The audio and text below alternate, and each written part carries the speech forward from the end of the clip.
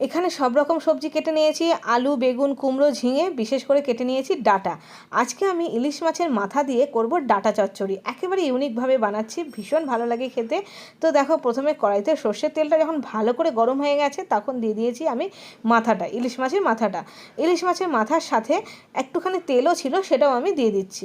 এবার ইলিশ মাছের মাথা আর তেল ভালো করে গ্যাসের ফ্লেমটা হাইতে রেখে উল্টে পাল্টে সুন্দর করে ভেজে নিয়েছি। এবার আমি তুলে নিলাম, যখন ভাজা হয়ে গেছে তুলে নিয়েছি। এবার এই তেলটা একটু বাড়িয়ে দিলাম, অল্প একটু বাড়িয়ে দিলাম, তোমরা না বাড়াতে ইচ্ছে করলে বাড়িও না। ফোড়নে দিয়ে দিচ্ছি শুকনো লঙ্কা আর দিয়ে দিলাম পাঁচফোড়ন। পাঁচফোড়ন দেবে এই রান্নাটায়, খেতে ভীষণ ভালো হয়, কারণ সব রকম সবজি আছে তো। যখন পাঁচফোড়নের সুন্দর গন্ধ আসছে তখন দিয়ে দিলাম কটা চেরা কাঁচা লঙ্কা। কাঁচা লঙ্কাটা দিয়ে একটু নাড়াচাড়া করে প্রথমেই দিয়ে দিচ্ছি বেগুনগুলো দিয়ে একটু নাড়াচাড়া করে নিলাম, তারপরে সব সবজি একবারে দিয়ে দিয়েছি।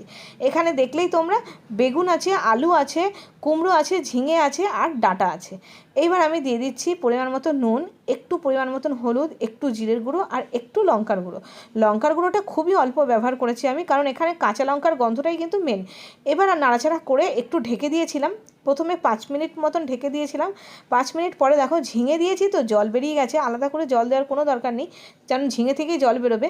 দিয়ে নাড়াচাড়া করে যখন দেখো রান্নাটা 50% মতন হয়ে গেছে তখন মাথাটা তেলটা দিয়ে দিলাম, দিয়ে আরও 5 মিনিটের জন্য ঢেকে দেবো। এবার দিয়ে দিলাম একটু মিষ্টি, এই সময় একটু মিষ্টিটা দিয়ে দিলাম। মিষ্টিটা দিয়ে নাড়াচাড়া করে আমি আরও 5 মিনিটের জন্য ঢেকে দিচ্ছি। ফাইনালি 10 মিনিট মতো রান্না করার পরে, আর গ্যাসের ফ্লেমটা সিম করে ঢেকে দিয়েছিলাম, এখন আবার বাড়িয়ে দিলাম। ফাইনালি 10 মিনিট রান্না করার পরে দেখো, আমার ইলিশ মাছের মাথা দিয়ে ডাঁটা চচ্চড়িটা সুন্দরভাবে হয়ে গেছে। একটু রসা রসা রাখবো আমি, একটু গামাখা রাখবো, যেটা ভাত দিয়ে খেতে খুব ভালো লাগবে, সেই জন্য একটু রসা রসা রেখে দিলাম। তো কেমন লাগলো জানিও। আমি একটু রেস্টে রেখে দিয়েছিলাম, এখন আমি গরম গরম ভাতের সাথে সার্ভ করে দেবো। এই ইলিশ মাছের মাথা দিয়ে ডাঁটা চচ্চড়ি খেতে কিন্তু ভীষণ ভালো হয়। আর মাথাটা কিন্তু আমি ভেঙে দিইনি, তাহলে না পুরো তরকারিটা কাটা কাটা হয়ে যেত। মাথা দুটোই আমি কিন্তু গোটা গোটা রেখেছি। তো এটা গরম ভাতের সাথে ভীষণ সুস্বাদু লাগে। তো আজকে এই পর্যন্তই, দেখা হচ্ছে আরও নতুন নতুন রেসিপির সাথে, ততক্ষণের জন্য বাই বাই।